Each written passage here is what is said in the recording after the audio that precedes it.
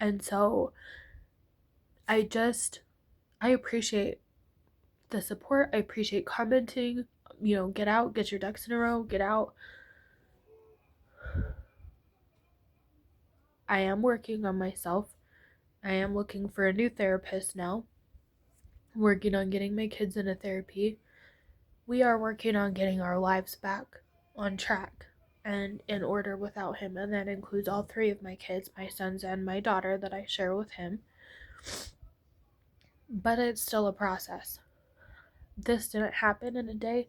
It's been 6 years. This isn't going to end in a day. And there's not really much that I can do right now at this point to actually remove him because he's not physically violent. He abuses me and demeans me in other ways, but he's not physically violent.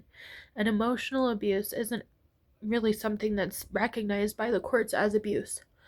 It's that's something that's in process too. That's something that we need to get recognized by the courts, that emotional abuse is just as severe as physical abuse, and sometimes it leaves more lasting scars. CPTSD is terrible. It's a terrible thing to have to experience and to go through. And that is something that comes from emotional abuse. It comes from physical abuse as well, but it definitely stems more from emotional abuse because emotional abuse is a pattern. And most of the time, emotional abuse precedes physical abuse.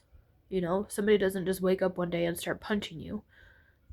They get mad at you for the most popular one I've seen is using too much toilet paper, or doing the dishes wrong, chewing wrong.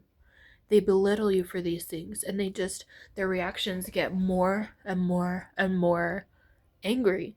And then all of a sudden, you're getting beaten.